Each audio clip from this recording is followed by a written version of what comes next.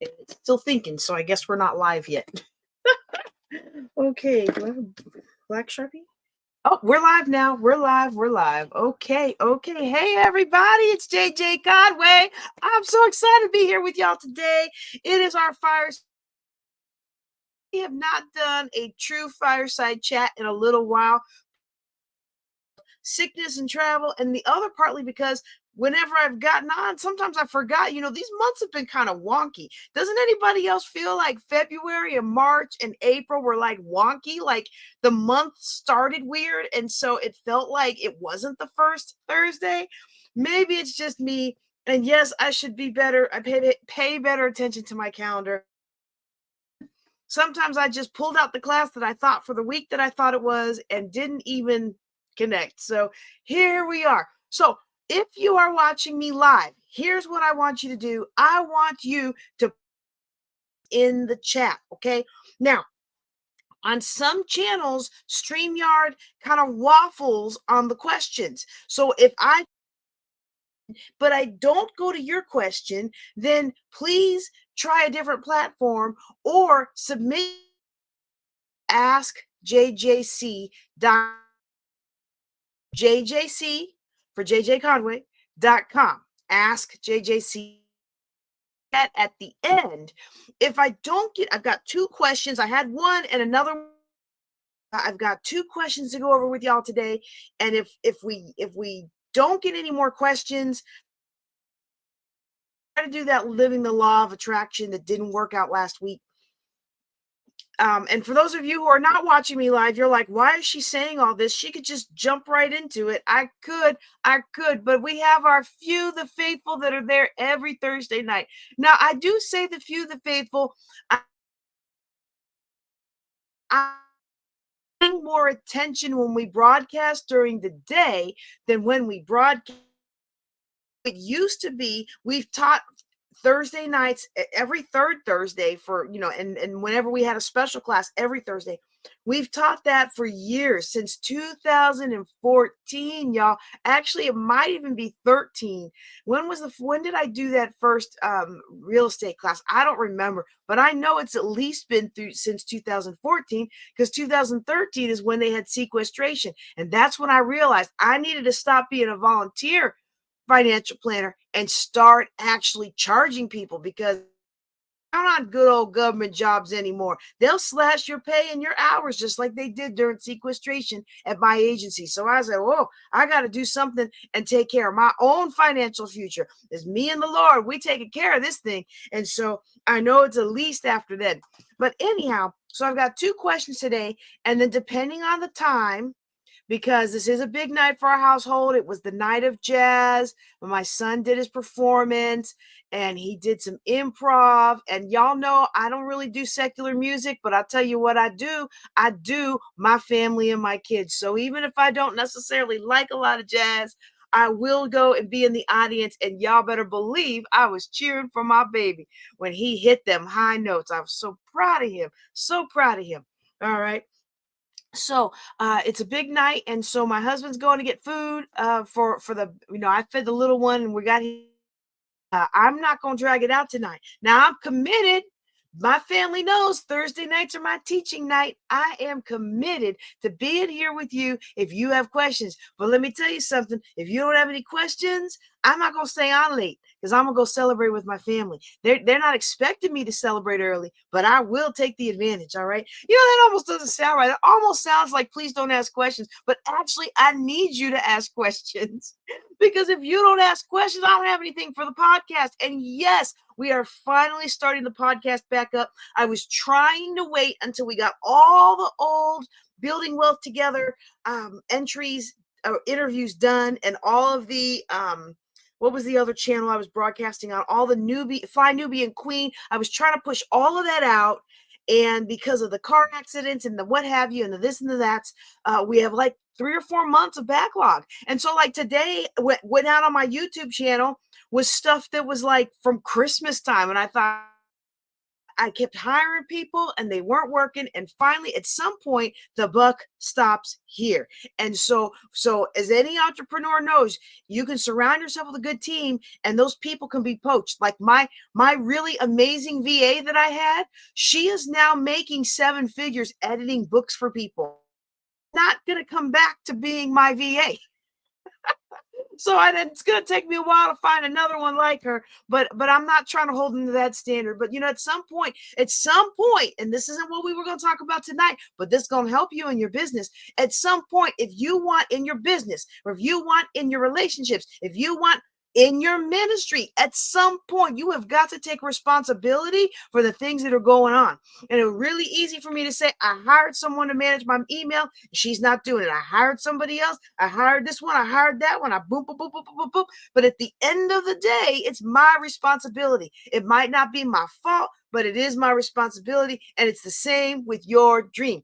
Whatever happened to you in your life that made it hard for you to get to where you want to go, that may not be your fault. And a lot of times life happens to us. We live in a sinful and fallen world, and sometimes bad things happen to good people. And that is not your fault. But guess what? It may not be your fault, but it is your responsibility. Why is it your responsibility? Because ain't nobody else going to take care of your dream the way you are. No one else is going to nurture and care for your dream the way you are. That's why the dream was given to you. When the Lord sat down and said, who can I give this dream to?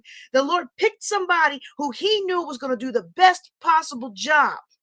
And it doesn't mean that other people don't have your idea, because we have all had that happen, right? If you're an idea person like I am, we have all had it happen. You have an idea you didn't move on. Somebody else came out and did it, and they made all this money off of your idea that you originally have. And why didn't you take action on it? Well, because the time wasn't right. My health wasn't right. My kids are acting a fool. My spouse this, blah, blah, blah, blah, blah, blah, blah. But if it came to you first, it was meant for you.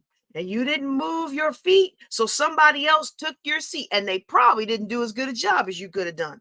But that's all right. That's all right. You know why it's all right? Because one thing I have found out about the Lord, when he designed the structure of this universe, nothing is ever very stable. That's right. We think that this is just a nice hard piece of metal with some nice engraving on it. And we think this is just stable as can be. But inside these cells, them electrons, them protons, they're moving all around. I don't know if the protons are moving around as much, but they still move inside the nucleus. Don't let high school science fool you, y'all. All right? There's still movement.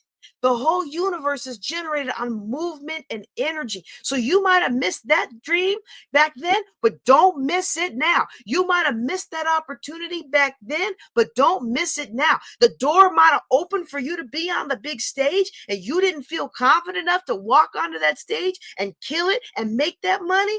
Well, maybe that happened then, but that's the past. Don't let it stop you now. Get yourself ready. Get that keynote memorized cold flat. Get that audience interaction memorized cold flat, and do the thing. The next time the opportunity comes, say, I'm gonna be ready. You know what? I'm not a big drop it in the chat, folks, but I would love it if you'll drop that in the chat. I will be ready. Y'all, I will be ready. I will be ready. I'm gonna, maybe your finances aren't available to take advantage in the drop in commercial real estate prices that's happening right now, but that's okay. You can take action today and be ready when the next cycle comes around. Don't you know these cycles come around every 10 to 12 to 15 years? So maybe you're not ready right now, but you can get ready for the next one. Some business cycles are 2 to 3 years. Some business cycles are 7 years. I got people that I know that are going out of business. There's nothing wrong with these people. They're good people. One is going out of business so that she can spend more time with her family. Another is going out of business to maintain their health. Another is going out of business because somebody done them wrong and took all their people, took all her people with them. And so now she's got to figure out a new plan. Well, it stinks for her to have to do that. But it's not always a bad thing. The one who's retiring, that's a great thing. The one who wants to take care of their health and go a different direction, I'm glad she's taking care of her health instead of waiting until her health takes care of her. Many of us need to do that, y'all. Many of us need to do that. But if you had a savings, if you had built a savings of $1,000 or $2,000, now one of the businesses you need a couple more zeros at the end of that. But if you'd have built up a savings of $2,000, you could have had a whole hair setup, a whole boutique setup. And there's a fourth one going out of business. They're selling their boutique, the entire thing, the building, the fixtures, all the stuff that she has left that she didn't sell. She put a portable building on the front of her property. It's not working out. The entire kit and caboodle. You could have it for $6,500 and somebody to move the portable building. Y'all, don't sleep on this. Maybe things aren't the way they're supposed to be. Maybe things aren't the way you want them to be, but make up your mind today. I will be ready. I will be ready. I will have the savings when the next person goes out of their lawn business and they're selling all their equipment for pennies on the dollar. I will be able to buy it. The next person who's going out of business in their hair care because their life is taking a different direction and they're selling all their chairs and mirrors and all the things, I will be in a position to buy it. The next time somebody offers me an opportunity to speak on the big stage, I won't do what I did in the past and what JJ's done in the past and shy away from it, afraid that I can't do it. Instead, I will practice and I will practice and I will be ready. I will be ready. Oh, y'all, I want you to be ready. I want you to be ready because there's so much more for you out there. But when we're not ready, we don't even see it. It doesn't even bubble up to our awareness. There were people who were trying to open up doors for me. They were holding the door open. They were waving me through. And in my insecurity and in my lack of confidence, I couldn't walk through. I could have walked through and I might not have done the best job, but it would have moved me forward, but I didn't walk through. And today I want you to get yourself ready. It is time out for insecurity and lack of confidence and feeling like we're not good enough and feeling like somebody else is good enough. There's always somebody who's going to be better than you. There's always somebody who's going to be better than you. But guess what? You don't have to be number one to make the big money. You have to find the niche and carve out the space, and you have to work the crowd that's given to you, but you don't have to be number one. There's like 20 billion people in this world. I think it's actually like 8 billion. I don't know. But guess what? You're not going to reach all of them. You don't even need to. For my financial security, y'all, really, when you sit down at it, all I really need to be financially secure is about 1,000 people. That's all I need. That's all I need. Out of the millions and billions of people that we can come in contact with every day, that's all I need. And if you've ever sat down and thought about what is it that I need, you will find it actually is a lot less than you're afraid of. And it's a lot less than you are worried that you can't do it over. So let me give you an example of that, okay? In real estate, I know landlording isn't for everybody. Let me take a sip real quick because I'm getting passionate about this thing. I love how the Lord set up the universe to always bring things back around. So you get another try, you get another try, you get another try. But I'm telling you, I'm just like, man, I wish I would have known this back then. But you know, it's a journey. And some of us, we're more hard-headed than others. But let me give you an example. Let's talk about real estate for a second. For real estate, think about how daunting it seems to own real estate and to rent out real estate. And for a lot of people, we don't want to deal with tenants and toilets, right?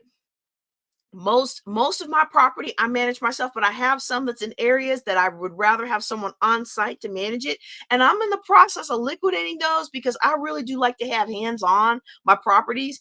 But be that as it may, in the world of real estate, if you have, in many places in this country, if you have $100,000 paid off property, okay, $100,000 paid off property, and you can pretty much charge, depending on where you're at, out here in Texas, where I'm at, well, actually, let me rephrase that, because everybody's moving in from California. You can't get nothing out here for $100,000 anymore. You might could find you a 2-acre parcel with an old beat up trailer on it, you know, a double wide, maybe a single wide, but you're not finding a single family home in Stephenville, Texas for $100,000 anymore. So let's make it 200,000. We're like, it's 150, right? You know, Depending on where you live, the prices are what they are. But for the most part, if you got $100,000 to $200,000 house, you can command rent between $1,000 and $2,000 a month, right?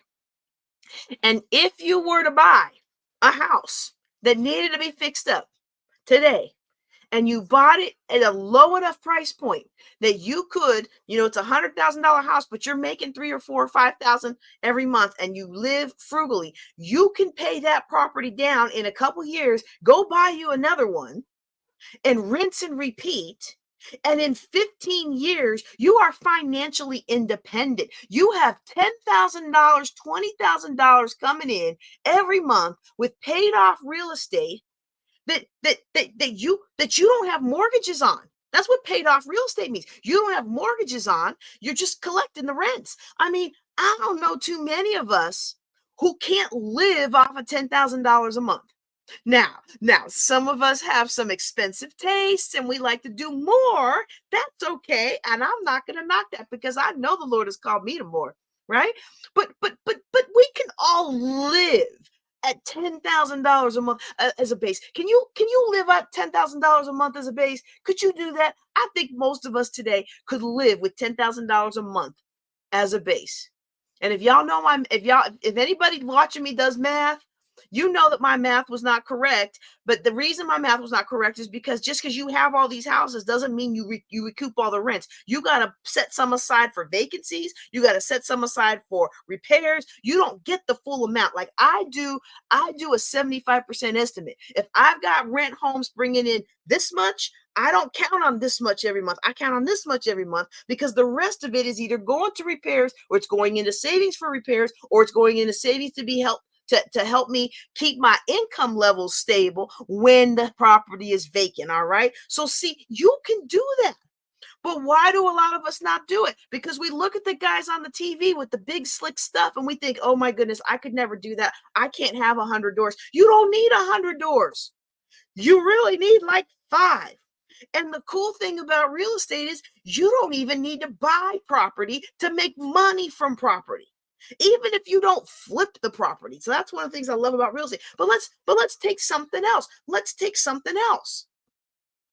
You're selling courses. Okay. You want to sell courses to people. You want to sell courses and your course costs $100 a month. Okay. So if your course costs for $100 a month and you need $5,000 a month of income to feel safe and secure to launch out and take other risks, right? Like for some of us, I got a client who is financially independent just off of her and her husband's disability. That's like $1,400 a month total, right? But they followed this program. It took them 5 years, but they followed this program. They got out of debt. They paid off their house. They are really good to go. All right. And so, some people can live very comfortably off of $5,000 a month. Others of us, we live in DC or San Francisco or, some other place that we're not ready to move away from yet because we think it's so important. I'm not knocking anybody. Look, I live out here in rural Texas and I thought it was cheap, but the prices have skyrocketed since I moved down here. But let's just say you're selling a product that's $100 a month. $100 a month, they subscribe to your thing. Well, JJ, I don't know what I could do. Trust me, I can help you find something you can sell, some knowledge you can sell, some innate ability you have, some connecting ability you have. There is always something. Each of us, if you can watch me and understand the words coming out of my mouth, you can absolutely find something you can sell to people for $100 a month. All right. It might take some massaging. It might take some glossing. It might take some marketing, but you can do it. All right. So let's just say you got $100 a month product and it's digital. So once you produce it, it's not costing you anything to serve. It's not costing you anything to sell. Maybe there's a service component. It might cost you some time, but it's not costing you more money to deliver the product. Okay. Time is money. I get that, but come on now. All right. $5,000 a month is what you need. What you need is 50 people.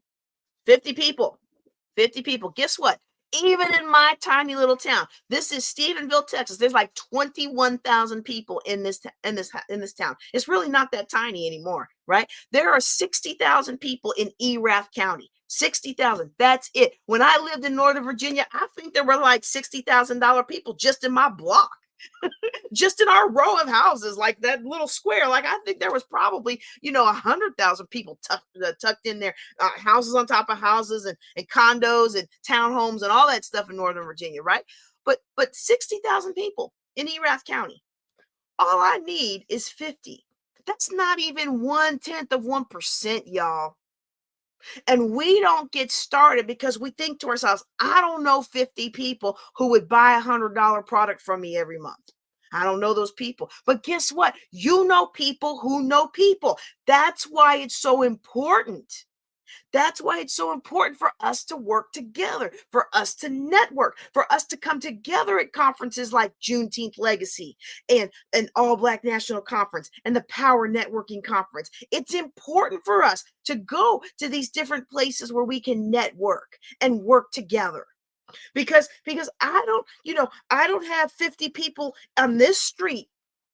I was about to say I don't have 50 people on the street who need financial planning, but you know what? Almost everybody I meet out here needs financial planning. So that's a whole nother discussion. But you don't need the whole world. And because of the internet, the whole world has opened up to you. You need 50 people. That's like half a person per country. That's actually a fourth. There's 192 countries. Is it 192 countries? If somebody knows, drop it in the chat for me. But that's like a fourth of a person per country. Can't you find one person in the United States of America to buy your product? I think you can if you will stop being afraid of it. And if you'll get ready and do what needs to be done. You can absolutely do it. All right. All right, so let me get to my questions for today. I think we're not going to be teaching law of attraction, which is funny because tomorrow is supposed to be the workshop for law of attraction. But since it didn't work out, I couldn't sell you into it. So if you got the link to law of attraction, which let me see if I can post it in here. Oh, it's down there underneath my name. It's right there underneath my name, y'all. That's the link to it. Here's what we'll do. Here's what we'll do. Okay. If people buy into the 2-hour workshop, we'll do the 2-hour workshop. Okay. If because I messed up, nobody buys into the 2-hour workshop, I'll give you the 30-minute workshop that I would have given you last week to sell you into the 2-hour workshop. Personally, the 2-hour workshop is going to make more of a difference in your life. But if you weren't going to pay anyway, you might as well come on and get there for free. And then next time you'll be able to pay. I have a feeling I'm gonna get some friends tell me you shouldn't have said it like that because that didn't come out right. But you know what I mean. I'm not mad at anybody. Look, I'm not mad at anybody who doesn't have the money to buy one of my classes when the time is right. You will have the money. And when you really want to do something, the Lord opens up the way. I remember I was saving up for Lisa Sasovich's $18,000 program, right? She had the free thing, and then you go to the boot camp, the $99 little 1-day thing, and then you have the $1,000 3-day boot camp, and then if you want to be in the private mentoring, it's 18,000, and then we all as speakers know, even when you get into the private mentoring at 18,000, there's a higher inner circle level at 35,000. That's what the numbers were back then. I don't know what they are today, but that's the structure of it, right? And so I was saving up to get into that $18,000 class. And you know how I was saving up to get into it? Y'all, I was an affiliate for her classes. So when she would launch her $1,000 program, she had a 50%. So if I posted, so some of y'all will remember these days, because before I came to John Maxwell, I was posting her stuff all the time. Y'all, I was posting her stuff all the time. I was determined I was going to save up this money and get into her stuff, and her stuff was good. Her free stuff was good. Her paid stuff was good. And so so that's one of the reasons why I offer affiliate programs, so that you can have an avenue to raise the money. But so I don't ever knock anybody who doesn't have the money. I remember when I didn't have the money. And then here's what happened. Here's why I didn't end up joining her program. Amazing woman, amazing program. But I didn't join her program because the John Maxwell team came along, and it was $7,000 instead of $18,000. And it was an entire business in a box. And they paid for my hotel to go to the certification. Y'all, I was like done. They taught me how to coach. They taught me how to speak. They taught me how to train. They taught me how to walk companies through the leadership gate. They taught me how to do disc. I mean, I got so much value from John Maxwell team and continue to get so much value from John Maxwell team that I was like, well, you know what? I can wait another 2 years for this, or I could do this one. You know, sometimes a bird in the hand is worth two in the bush. And I'm so glad. I feel bad does not hurt because I did not go, because I still forward her stuff. I was on her book launch team and all that kind of stuff, right?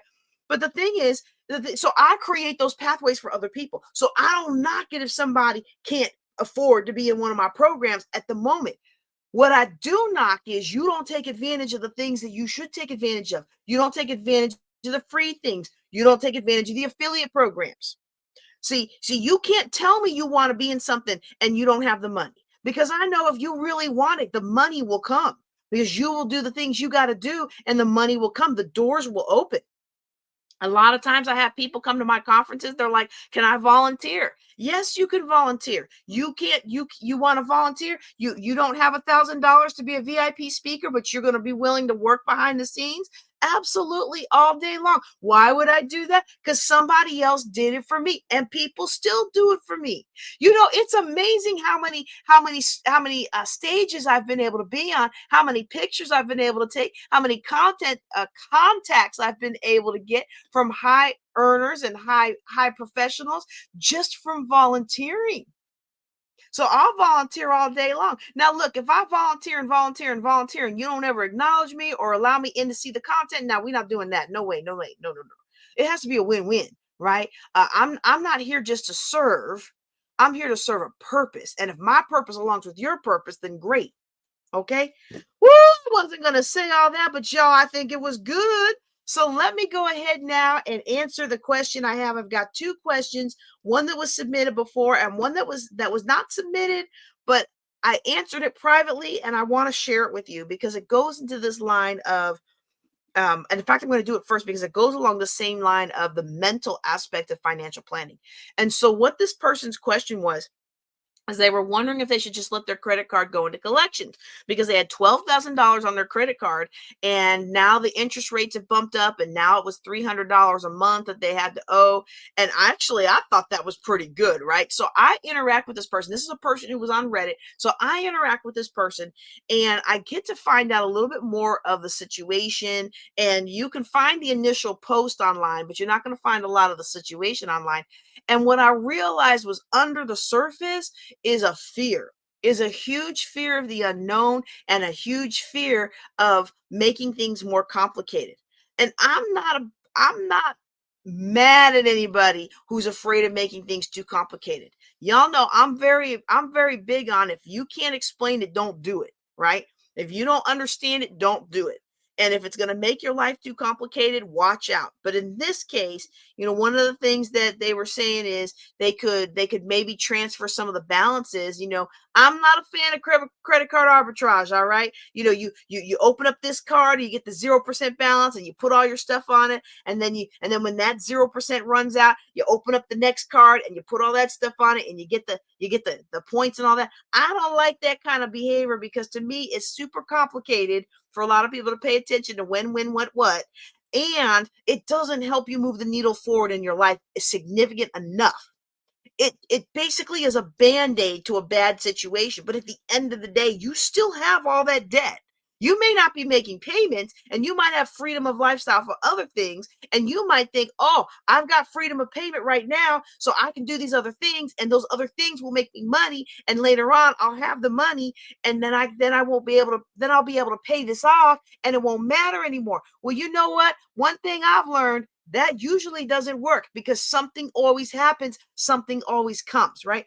And so what I want you to do, if you're feeling overwhelmed with your credit card, there's a couple things that I want you to do. First of all, if you're overwhelmed with your credit card, please don't come at me with this, but it's such a low interest rate. And please don't come at me with, but it's not, the wealthy don't use their own money. They use other people's money. Yeah, the wealthy use other people's money, but they have their own money to cover for it if something goes south, right? Or they use entities, they spend, y'all, They spend the money to set up entities to protect them when things go south. And if you don't have the money to even pay your credit card, we don't have the money to talk about what the wealthy do. Because let me tell you what the wealthy aren't doing. The wealthy aren't paying $300 worth of interest every month on a $12,000 balance.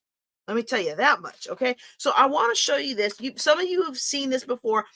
I don't have a lot of these because it's been a while since I've done something like this, but this is a former client's um thing, and they paid it off. So I said, well, let me have one of these statements so I can use it. Okay.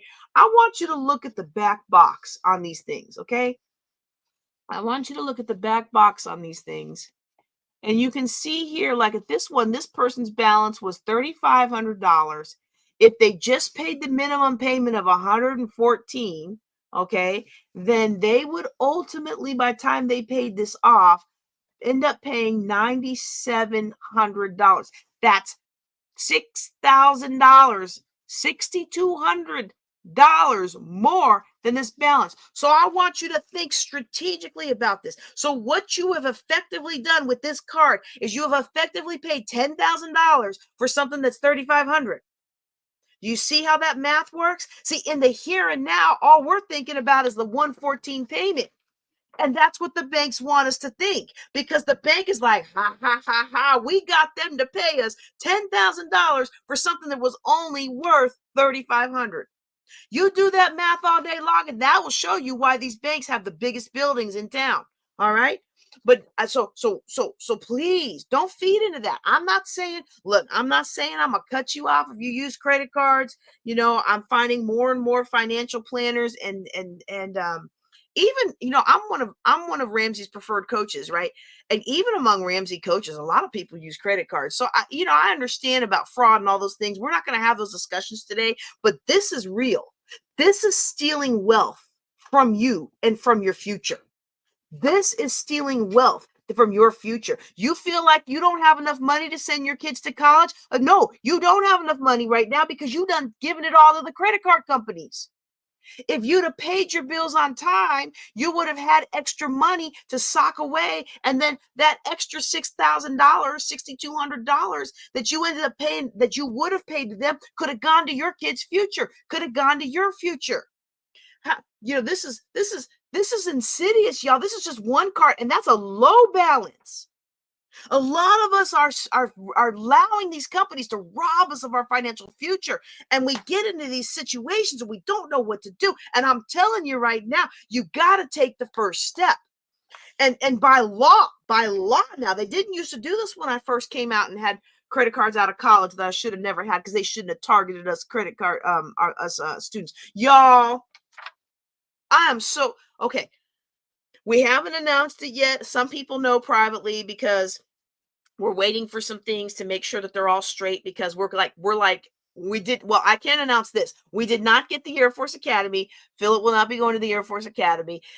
He met all the check marks. He got medical approval. He did all the things, but he's got to pull up his SAT a little bit. But all the leadership stuff and the sports stuff, I mean, like he was really doing well, but there's just a few little tweaks there. And honestly, I think the Lord is leading him for another reason. But so we've got two schools, y'all. We got two schools that we're paying. The one he'll be able to live with family. The other one we already paid for the dorm. I mean, put a deposit for the dorm. It's refundable. We did the registrations. That's not refundable. But we're just working the process with two different schools, just because we know where he wants to go. But I'm still a little, in my heart, I'm just still a little hesitant because it's not under my control. I want control. But in pursuing the other school, the one that he really wants to go to, y'all, they require the a debit card through a particular bank that I know is one of the worst banks out there. They require a debit card through this bank as your student card.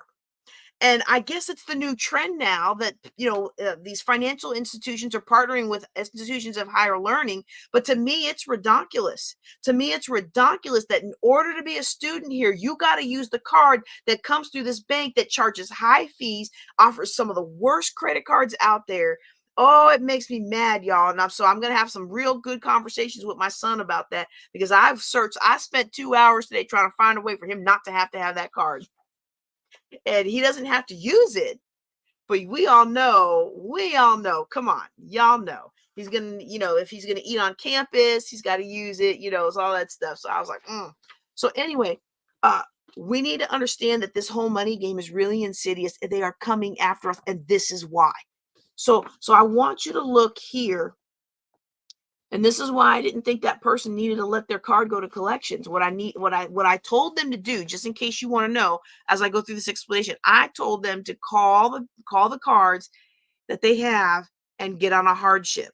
Now, hardship means they're going to close your account so you can't spend any more on it. But what they're going to do is they're going to drop the interest and they're going to drop the fees, and they're going to put you on a 5 to 7 year payment plan where you can pay that off at your own pace over those 5 to 7 years, or however the agreement y'all come to. But they take away the fees and they take away the interest. And so you can absolutely manage that if you stretch that over 5 years. And where a lot of people balk at this plan is they balk at it because now the card is closed. And I'm like, but you maxed out the card and can't afford the minimums. In my mind, the card kind of needs to be closed. I'm not saying you can't get responsible later and go back, this for all my, I have zero balance and I pay it off every month, folks. I'm not saying that somebody can't go do that in the future. I can't control what another grown person does. But what you have shown me is you and math and interest and credit don't get along well. It's like going back to a bad boyfriend. He treats you bad, but because you don't have anything else going for you, keep going back to him. It's time out for that. It's time to respect yourself enough to say, you know what? I'm done funding your kid's future. I'm going to fund my kid's future. I'm done funding your big buildings, and I'm going to put this money towards my house, towards my real estate mogul legacy. Y'all, and it starts with just a little effort. Just a little. Let me show you how little. All right, look at this. Look at this. If this person paid, instead of the minimum of 114, okay, if this person paid 144, so that's $30 extra a month. Now, I want to put $30 in perspective for you. I took my son and some of his 2 or 3 of his buddies to go get tea, so that between me and his friends, it was 6 teas at the tea place. That was $30. You can't even take a family of 5 to McDonald's for $30 anymore unless y'all are scrimping it, all right? You get a pizza from Pizza Hut, a nice, big, large specialty one, not the cheapy one that they try to do now, because pan costs $1 extra. The stuffed cheese costs $2 extra, right? But you get a nice pizza. That's $30. So for the cost of fast food that we shouldn't be eating anyway, look at this. Look what this happens. You now drop your payment term from 14 years all the way down. What does that say? What does that say? What does that say? That looks like to me it says, what does that say? It looks like to me it says, ooh, you can't see it. Okay. It says 3 years. It says 3 years. Okay. And now watch this. Instead of paying $9,700 total for something that only cost you $35, now you're paying $5,100. So instead of $10,000 for this $3,500, you're paying $5,000 for this $3,500. I still don't want you to pay the extra $1,400. I really don't. I want you to pay this in full and be done with credit so you keep all your money. But just for an extra $30 a month, you could save your future self $5,000. What could you do with $5,000? What could you do with $5,000 that you didn't think you were going to have? And the worst part about it is we don't even realize that. We don't even realize that this is what's going on with us. Now, if you are listening to me as part of the Ladies of Wealth, Building Wealth Together podcast, I don't know what the name will be by the time we release this, then please go out to the YouTube channel where you can actually see the visual of what I'm giving you. But I am giving you enough words that you can see this. Now, I am going to address this really quick. Hey, my brother B1, I'm so glad you're on there today. Let me tell you why a consolidation makes things really tough for people to get out of debt. This is a little known trick of the banks. They know that if you consolidate all those payments down to one easy low payment, What do you think human behavior is going to do? The banks know this so well, they push the consolidation. So you are basically paying them to get you on a plan that is going to open you up to pay them more later. Why? Because almost, I'd say, I was going to say almost 100%, but I think it's like 98%, y'all, of all people who get consolidations turn around and do the same thing because now the pressure's off. And now instead of making all these little payments, I'm making one easy low payment and it's so much lower. And I freed up $500 a month now. And what do I do with that $500 a month? Do I put it towards debt? No, I don't put it towards debt. I put it as a down payment on something else that comes to create more debt. And then come on down the line and you've paid some equity into your home and now you're stuck again because now that debt's grown too much. And so what do? You listen to the bank about a home equity line or a home refinance, and you pull some money out of that and then you put it at the debt and now you just have your house payment and you're so happy about it, except now you're paying on that money for 30 years. You thought it was bad when you're paying on it for 15 years or 14 years. Honey, it's ridiculous when you're paying on that money for 30 years and it amortized into a mortgage. This is how they steal our wealth. And they're laughing all the way to the bank because they done sold us a bill of goods that said this is how you operate when you grown and sexy. This is how you operate when you're wealthy. This is how the wealthy live. Drop that card, drop that card, drop that card. And we fall for it hook, line, and sinker because we want to be somebody. We want to show how amazing we are. And you are amazing. And you are somebody. But you're going to be somebody broke if you don't learn these financial principles and put them into practice. Black and brown wealth is declining in this country from generation to generation. The projections are in 2040 to 2050 that people of color in this nation will have so exhausted their wealth resources on average that you will have a push back towards slavery. Now, look, we already got enough issues with Chapter 13 and all that stuff. I mean, Article 13 and all that stuff. All right, so just we already have enough issues. Let's not keep making it worse. Let's take care of our business now, so nobody else has to take care of our business later. Because you know, when somebody else takes care of your business, there's always strings attached, and that's kind of how we got into the position we're in. Okay, so yes, my brother, I'm so glad you're on, but this is why I personally don't recommend that people do consolidation loans. And in fact, if somebody tells you that I recommended that they consolidate, is usually not true. In fact, somebody took me to dinner, took me to lunch once, took me and another friend to lunch, and they wanted to pick our brains about. They basically took a group of us that seemed to be doing all right financially to lunch, and they wanted to pick our brains about whether or not they should refinance their house and use it to pay off their debt. And I was like, I don't think you should do that because you're going to have to pay it. They're going to start your house loan over. You're going to have a new 30-year loan. And instead of having a paid for house in your golden years, now you're going to have bills every month. You're going to have a mortgage every month, and you're going to be paying on the debt that you put in there. You're going to be paying on that debt that you could pay off in 2 years. You're going to be paying off it for 30 years at whatever interest rates. And y'all know the interest rates right now are ridiculous. And so I think I've made my point, and the other person was like this, and another person was like that, and whoever was said whatever they said. But I thought I made my point, and I felt like I was the most qualified one to make a point. Because I don't have to take time off. I don't have to take leave if I want to go somewhere because I own the company. You hear what I said? I'm not beholden to somebody that wants to treat me like dirt because I need that job. I don't need your job. I got my own company. Now, I do sub at the school. Because I really do feel called to work, especially with our life skills children. I really do feel called to pour into the lives of children. And that's one avenue to legally be able to do it.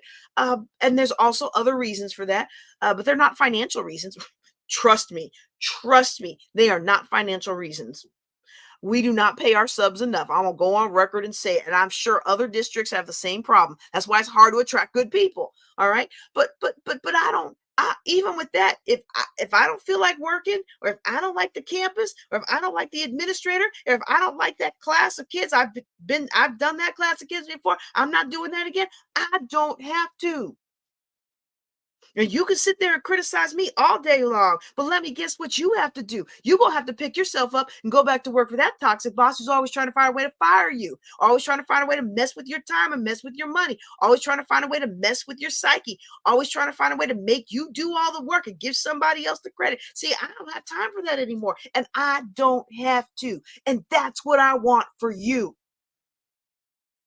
When my friend's husband passed away, I took the time multiple times to go out there and visit her. I didn't have to ask permission, Mother, may I take time off? That's what I want for you. Okay? But it doesn't happen overnight. It is a result of a series of compounding decisions every single day that I'm going to live according to what's best for my future.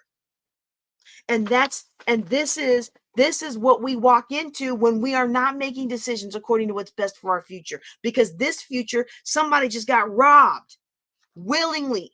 They said, here, rob me, because I want this now. Ooh, y'all. All right, so that's question number one. Question number two might be equally as explosive, but I don't know that it will be. And this is going to talk about religion. So a ways back, I did a thing on the role of religion in the marketplace. And there's a lot of conflicting opinions on this. Okay. So some people who really feel strongly called to serve people in their faith, they're like, I'm gonna be my faith. I'm gonna wear it on my sleeve, I'm gonna have it on my website. And that's cool. That's really cool. I have nothing wrong with that. I did that originally as a financial planner and got zero business. And so I thought to myself, well, I know the Lord has called me to equip God's people, but I can't equip anybody if I'm broke. So let me shift my focus. Okay, so instead of trying to just go after pastors to bring me to their church and to help me help their people get good with money, I shifted my focus to the secular workspace, and I shifted my focus to entrepreneurs, and I shifted my focus in that manner. And then one of the things that I found with that is that for me being a secular business, but being a woman of faith, allowed me to pour more faith into people who otherwise wouldn't have walked into a church, allowed me to share my faith and my energy and the Holy Spirit that dwells in me with people who otherwise would not have walked into my church. Okay. And so for a long time, I did not put my faith out there on my website or anything like that. And in fact, most business, and I've even sat at the feet of business people who are like, if you have a bunch of church and Bible study and all that stuff on your page, I'm not going to hire you. And I understand where they're coming from, because business is business. And in the corporate space, people don't want to risk you coming in and dropping what they think are narrow-minded or intolerant views. Okay, in a corporate space, I feel that I'm respectful of all people. I would love to get some folks that I know who have a different lifestyle than mine. I'd love to get them to come on here and validate that I'm respectful of all people. I have what I believe the Lord told me, and I will have what I believe the Lord says in the Word. And if you ask me how to get closer to God, I'm going to be like, well, stop lying, because lying is an abomination. Most of American society ain't gonna stop lying. It's so woven into the fabric of our society that if you say you don't lie on a psychological test, they automatically know that you're a sociopath, because everybody lies in American culture, right? It's so hilarious when I dug into that. But the thing is, I'm gonna tell you, but I'm not coming to your company to tell you, hey, you need to stop sleeping around and you need to stop doing this and stop doing that. Now, if you ask me, hey, how can I start attracting better men? I can tell you one way to start attracting better men would be to take down the boob shots and the belly shots on your social profile, and maybe not sleep with them right away. I hate to break it to you, but that works. And it's not just because of my religious conviction, but I can tell you some other things that don't work. Like, I don't drink. I'm not a drinker. I shoved off alcohol in college when I realized I was not a good drunk. And guess what hinders you in dating? not drinking. Even people who write that they don't ever drink, even holiness pastors get upset that you don't drink. They don't want to date a girl who doesn't drink. You know why they don't want to date a girl who doesn't drink? That's outside the scope of this, but you can buy my book, 40 Dates in 4 Months, and you can learn what the guys have told me when I ran singles group and would ask, well, say, what is this about that? I'll tell you what, I asked those guys so many questions. I learned so much about the mistakes that I made while dating. It was hilarious. But there's but I'm not going into your company to say don't drink. If you call yourself a man or woman of God and you're going to get up and preach and teach Bible study and do this and do that, the Bible says that people who are doing all those things shouldn't get drunk. Is what it says. It says if you're going to divide the word of God, you need to be in your right mind. If you're going to serve in the house of God, you can't be high, you can't be drunk. That's what the Bible says. God burnt people up for showing up to church duty drunk and high. I mean, I didn't write that. But I'm not going into a corporation to talk about finances and somehow start talking about Nadab and Abihu. And so when you have your faith on your business page, people don't know that you're not going to start going there with their corporate people, with their employees. They want people going to bring you into the corporation to talk about communication, leadership, diversity, personality, conflict resolution. They don't want you to get up in there and forget where you are and start preaching. So when somebody tells me I shouldn't have religion on my page, I understand what they're talking about. I absolutely understand. But I'm going to tell you something else. At the end of the day, you got to make a decision for you. Do I want to go get paid big money to go into Fortune 500 companies and conduct workshops and all those things? Sure, I do. But you know what I'd really rather do? I'd rather go into a place where my spirit is free to flow and where people know that I'm a woman of faith coming in. And it's not to say that everybody who makes big money isn't a person of faith, because I know many who do. But I'm just who I am as a minister and a pastor, and maybe they're not a pastor. Maybe that's not who they are. Maybe they're a person of faith, but faith doesn't ooze out of all their pores the way it does mine. Okay. And so there's places you want to spend your energy. And until the Lord tells me I need to go back to conserving that energy, I just choose not to, because I don't have to. And honestly, I realized real quick, especially in some of the melanated spaces that I like to roll in, a woman of faith and power of the Holy Ghost is not always welcome. And I'm just going to say that.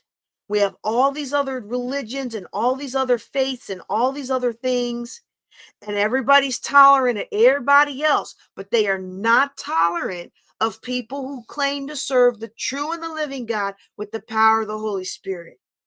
So for me personally, I'm tired of being brought in. I love the paycheck, don't get me wrong, but I'm tired of being brought into spaces that my spirit is not welcome in. And guess what? I don't have, I can choose to go in places where my spirit can flow. And that's the choice that I make. Does that mean I make a little bit less money in my business than I probably should have? Of course it does. I made a lot of decisions over the last year that caused me to make less money in my business than it really should. Like last year, some of you may know, some of you may remember this. Last year I made a decision that I was going to spend senior year. I was not going to book any speaking engagements that conflicted with my son's senior year events. This is his 8th school. I missed a lot of stuff being deployed or TDY in the military, and I wasn't going to do that to him senior year. I was going to be there for everything with my blingy shirt on, with my mama hat on, shaking my little shaker can at the football games and doing all the things, right? Like I made that commitment to him because he suffered so much when I wasn't there for him. There's the least I could do is, now that I have the flexibility of time and space to dictate my schedule, then I was able to dictate my schedule, was going to focus on him. And I'm pointing over here because that's where his room is. All right. That's easy to say. Oh, that's easy to say. Oh, that sounds so good, doesn't it? I'm going to put God first and my family second, and I'm going to put all those things before business. Yeah, that sounded really good until I had to turn down a 5-figure speaking job. How many of us would be willing to put our money where our mouth is? We say God first, but do we really say God first? We say family first, but do we really put family first? I tell you, it was painful. I'm getting together my I know I should have done it earlier. I promised her I would do it earlier. I'm not going to wait until October this year. I'm getting my taxes together for 2023. I'm so thankful that we were able to file an extension, and I mean, cuz I just it was depressing. My biggest money making season of the year is usually summer to fall. So as a financial planner, everybody um wants to give gifts, and then you go into fall, and then you roll into January, like New Year's resolutions, that then all that dries up in like February, right? And it doesn't dry up for everybody, but just my business cycle that I know. I really missed the most crucial. I was like, I am not looking forward to sending this to my CPA and being like, yeah, I didn't make much last year, but I made the choice. And that choice paid off. And so when it comes to the role of religion in your business, you have to make that choice. And I would hope that you make that choice in prayer and supplication to your God to ask, where is that line? Where do you draw that line? And I have a corporate page out there. I sure I do. Because I do like getting paid. But I don't have to go to places anymore that deny my faith. And personally, I just really want to be able to flow. And I don't want to have to censor myself and think about. Now, we always have to censor. People say that we always have to censor ourselves. None of us, no matter how tolerant a place we're in, none of us can just say everything. So now so if you wonder where this answer came from and you didn't hear the thing on religion, I want you to go back to my YouTube channel and search for the role of religion. I think that's what it's called, the role of religion in the workplace, or the role of religion in your business. Okay. And I also think it's very important for us to understand that there are some decisions that we make that are going to be faith-based. Like I had a decision to choose between two vendors, and I could have chose the faith-based one, but the secular one said they could be here tomorrow and get it done tomorrow. So I chose the secular one instead of waiting for a week. Well, it ended up taking 2 weeks anyway. So then I was like, man, I should have just picked the faith-based one. Well, we don't always do the things right, but I told that person, I said, I love the fact that you have your faith all over your channel. I just need this done as soon as possible because time is money. And so then I had to eat a little bit of crow and be like, well, you know, but what drew me to that person was that they had faith. What drew me to the other person is that they'd done work for us previously, so I trusted them when they said they could get it done right away. But for me, I wanted to support a faith-based business. I there. Hmm, we're so afraid of getting canceled in this world. We're so afraid of getting canceled for our views and things that sometimes we do not take the stand that we should take. You know, I'm I'm going to support. I'm now look, don't hear what I'm not saying. If somebody over here has a better product at a better price, or a better service at a better price, it's very rare that I'm going to go over here and pay more for worse product and worse service. Okay. Not going to do that. But all things being equal, being somebody who has a minority business, as a veteran owned business, I'm going to support those people groups. Right.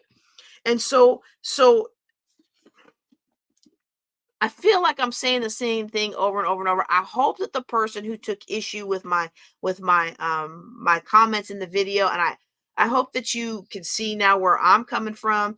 And I actually really do like that people challenge some of the things that I say. I know that sounds really crazy, but like one of my favorite financial talk show people, Clark Howard, he has this segment every Friday called Clark Stinks. And I have been trying to figure out how to do a similar segment because you can't do JJ Stinks. And every permutation of, bad JJ, or, I like you just, it just, it gets taken the wrong way real quick. And so I would love to do a segment like if you're really creative and you've got the kind of creativity to come up with a name for that segment, I would actually love to start doing a segment like that on the podcast where basically somebody says, well, you were wrong for this or you were wrong for that. And I either explain why I was actually really right, or I say, oh man, you were right. Thank you. So I don't mind being challenged. I actually do enjoy it because I enjoy the opportunity to clarify things. In fact, while we're in a clarifying mode, and I'm going to say this and I'm going to wrap up, while I'm in a clarifying mode, there are 3 people in the last 2 days who wrote back to me about Juneteenth legacy. And if you're watching me today, we have uncovered a huge glitch. A lot of people who were approved to speak in the conference, didn't. And in fact, I was wondering what was going on. Like I went to the folks who host the website. I was like, hey, can you pull the traffic on this? Because I'm not seeing the videos come in. I'm not seeing the headshots come in. Like I should have all this stuff by now. I don't know if we have enough traffic going. So somewhere along the way, there's been a breakdown in the system. We're trying to figure it out. And then the emails should start going out soon to try to get everything on track. I know that puts you at a disadvantage because your videos are going to be due on the 15th of May. Whether I get it fixed today or I get it fixed tomorrow, they're still due on the 15th of May. The production team's got to put everything together so it can broadcast the week of Juneteenth. And so we can't delay on that but so long, right? But we're going to try to get it fixed and we're going to get you in there. And if you're one of those 3, you're actually going to get a free upgrade to be able to include your story in our anthology. So thank you for submitting that feedback and letting me know that something is wrong. Otherwise, I wouldn't have known what was wrong. We just knew that something wasn't working, but we had no idea. So thank you. All right, let me check real quick before I go. Let me check the JJC link, ask JJC link. Let me make sure we don't have any new questions come in. Because if we had some new questions come in while I talk, I want to be able to answer them for you.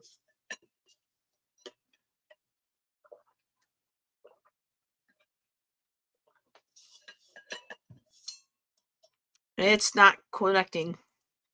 Google is I'm getting so frustrated. I'm getting so frustrated with Google because it's my own fault. When you have too little memory on your computer, so I have like 50 gig left on my hard drive, the Google just does not cooperate. And that's the email. It's also the forms and all the things. And so I'm not able to pull it up. Let me check the chat anymore and see if we've got anybody else here.